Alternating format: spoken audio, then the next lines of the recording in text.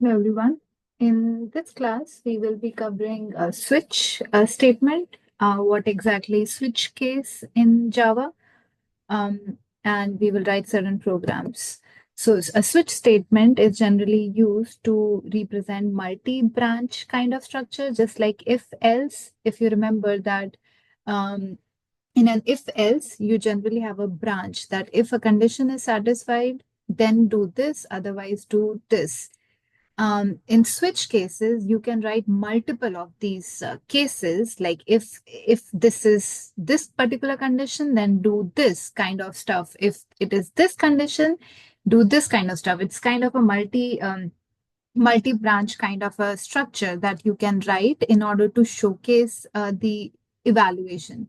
So, for instance, for the multi-branch kind of structure, so the and there is also like besides if none of the cases is achieved, then you can write a default case if none of the cases is satisfied. It's kind of, as I mentioned, a branching structure that you can write to showcase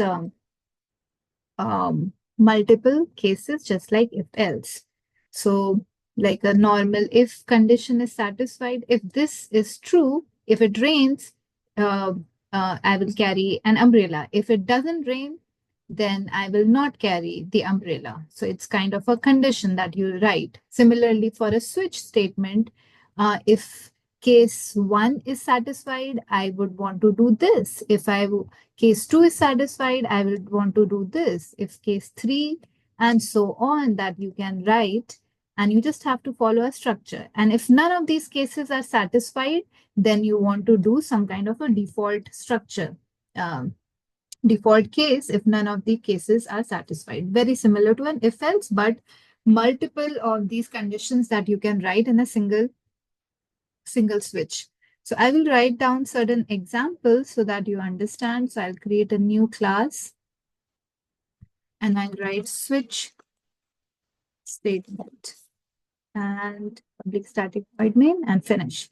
And here, let me give you a simple example of when you have, maybe I have it on the slide. Um, Yeah. So here in this case, if you see the example over here, there is a expression that you would like to evaluate, and whatever is that expression, based on that expression which the user enters, you will check if the expression is expression one, do this. And if that is satisfied, and once it has been executed, then include a break statement saying that you want to break now the entire um, use case of this switch statement. Every time after a condition is satisfied, you would want to provide break. If you do not provide a break, it will just do a normal execution of the code. It will just go line by line. So for instance, if case A, I'm just giving you a random example. If it is case A, I want to print hello. Versus if it is case B, I want to print maybe bye. And if your expression that you are giving is A, it should be just printing hello. But if you do not provide a break, what will happen is that it will also print the next statement, which is bye in the case. So remember, always when you are writing cases, you need to have a break statement. Omitting the break will just continue the entire switch cases, and you will be able to get all the cases that you have written. So I'll open my Eclipse and I'll write down certain code for you to understand how exactly switch case is written. So this is a simple example where I will be writing a case on a number. So if a number is this, I want to do this kind of some kind of processing. And here the number that I'm passing is 44. And I'm also creating a size that if the number is 44, I want to print or I want to see what exactly the size is. The size should be large, the size of the uh, cloth that you are passing. So here, as I mentioned, switch is written in the keyword which is utilized is switch. And inside this, you will provide certain cases. And inside the round bracket, you write the expression that you want to evaluate. So here in this case, you want to pass in the number, and number could be anything. Right now, in this case, it will take in the number and you will check the different cases over here. So if it is case 29, which is that number, then I want to put the size as size equals to small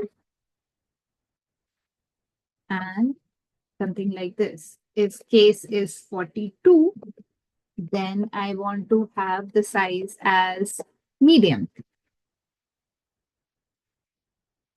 If it is case 44, I want to make the size as large.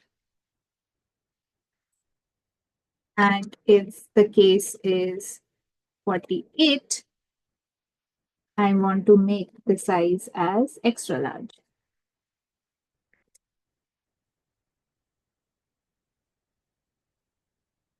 Finally, if it is a default case,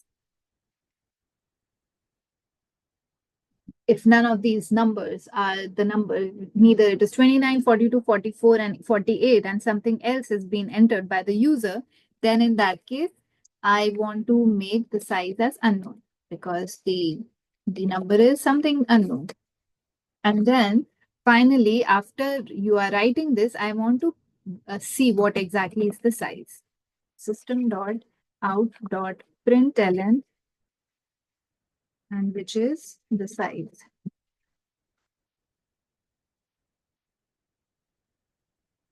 Size. And I would have to print the size. Okay. Here, if you will see, I have not included break, so which means it should go as soon as it achieves that specific case, which is 44 in this case, it should print large, it should print extra large, or it should print unknown. We never know. Since you have written it outside the case, it should print a single value, which in this case should be large or unknown. If you write break, it should be large, but since you have not written break in this case, it should be printing size. So let me run this. So not size, it should be printing unknown. In this case, it prints unknown. Why? So what exactly is going on? As I mentioned, when you do not write a break, what happens is it just does the normal execution. So the switch statement is something like this. Case 1, do one task. Case 2, do this task. Case 3, do this some kind of task. Case 4, do this kind of task. Here in this case, the cases that you have written is 29, 42, 44, 48, and unknown, which is the default case. So what happens is that as soon as you have initialized the number as 44, so it will go on this specific case and it will just do the normal execution. Like it will just go line by line. So since you are overwriting, so first time when it picks case number 44, it will put the size as large. Then it will do the normal execution and it will replace 44 by the next size, which is extra large, because you have not written break statement. Break normally breaks the execution of the current loop that is being executed.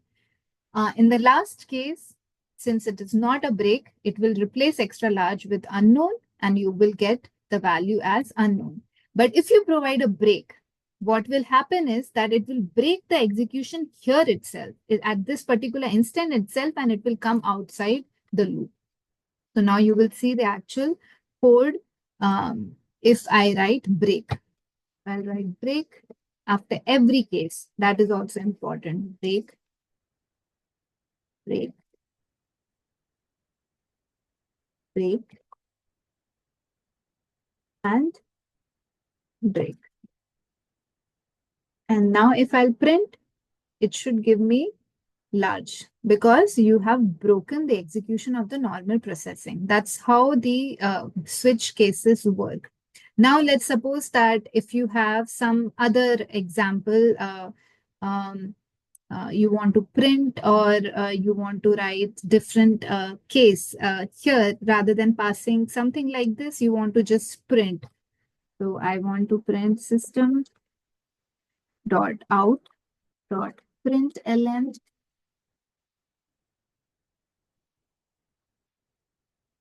which is small, small size.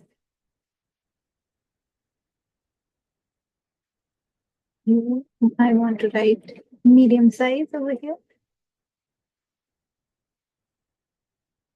Then large size. You can do something like this too.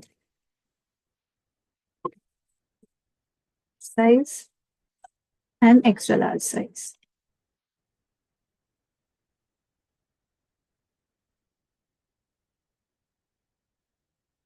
Extra large size. And this time it will print a large size. And since you have, I will just comment this out because we are not initializing the value over here. And this time it will just print large size. And it should be giving large size. I can change this number to 48 and let's see what exactly happens now. If I provide 48, it should print extra large size. If I change it to some other case, let's suppose it's not part of 29, 42, 44, or 48, but this time I write 67, which is some random value. It should just not do anything because I'm not printing. If I want to print, I can just say unknown. And I will run this and it should give me unknown value over here. That's a normal example of a switch case. Now, for instance, here, rather than number, we will pass some string values, which you also can do it. So let's suppose rather than the string, I will just initialize this string as language equals to Java. Okay. And here, rather than passing language, rather than passing number, this time I'll pass the language as an input to this switch. So I'm passing this, and here inside this, rather than, because it's a language case, I need to provide the case which should be a language. So I will write down Java. I will provide the case as JavaScript. I will write the other language as C. I will write the last language as Python. Okay. So since I have initialized this as Java, I will write is famous language. This time I will write that it is not so famous. It's not true. It is an oldest language. And here, this is the newest language.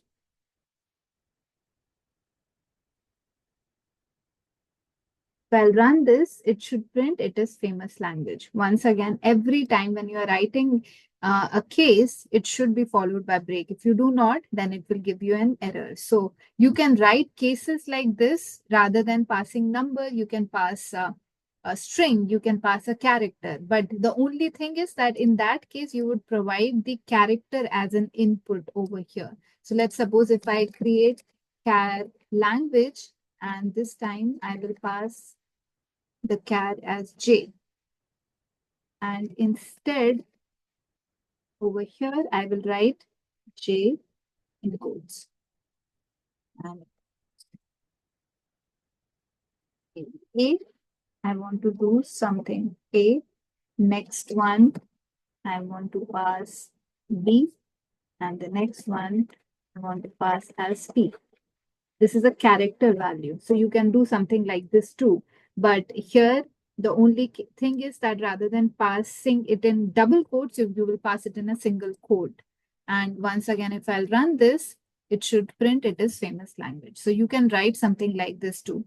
The perfect example of writing The switch case is if you are building a simple calculator. And for calculator, let's suppose you want to take input of whether the person want to add two numbers, multiply two numbers, subtract two numbers, divide two numbers. You never know how exactly you can do that.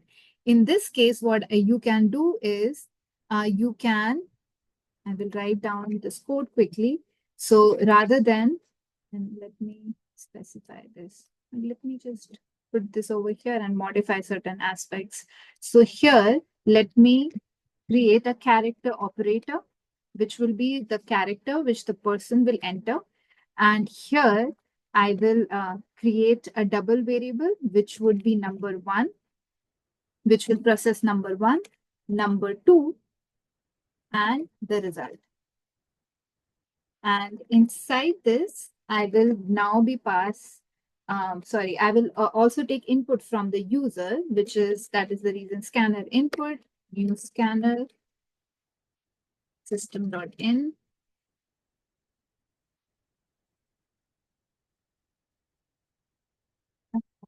Put the appropriate package. And I will ask the user to input out.print ln, and we'll pass choose operator which the person will add, which could be plus, which could be negative, which could be star, or which could be multiplication or division. Division. And you will take this as an input in the operator variable that you have created as a character. So input dot next char at, because it's a single character that you will be taking from the user. That is the reason you are using it as a char. Now you will also take input from the user to pass, process two numbers. So I will say enter first number.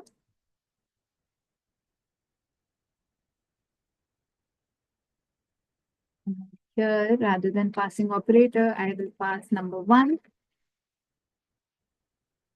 And this time it would be next double, because you are processing a double value. Number one and number two.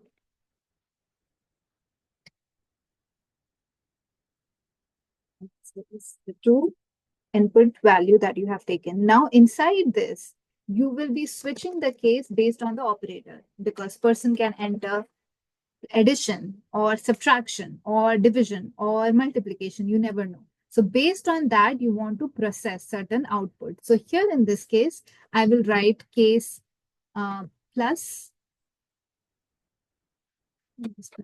plus, case minus, subtraction, case multiplication, and case division. And if none of these is there, then I want to just process a default case, which is invalid operator, unknown operator. Okay.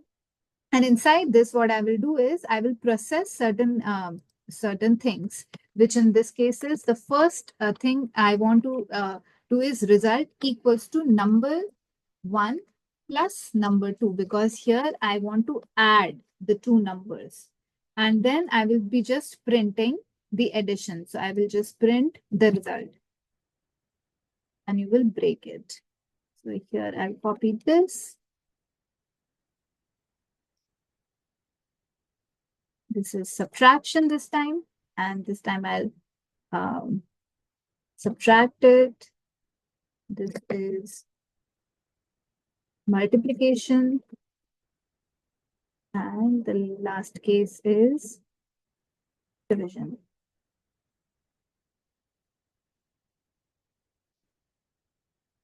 Okay, so I have processed these four operations based on the person, what exactly it enters. So let me just run this code. And let's suppose I want to add two numbers. So I do add and 5, and the second number is 6. and the result. Sorry. Instead of passing this in the quotes, I will just pass it as the result, because that is the value. The output should be that processed value rather than result itself in the codes. So once again, plus, that's 7, 6, and 13.0. You can run this multiple times and you have generated a simple calculator now where you are processing any operation which the user enters. Let's suppose the person enters 89. Sorry, it should not be able to process this, but see, it will give you an error here, unknown operator, because the operator you have entered is 89, which is not plus minus multiplication or division. So let's suppose I enter division and enter first number, I add 45 and the second number as 5, and it gave me the output as 9.0. So this is the perfect example of a switch case if you want to write down.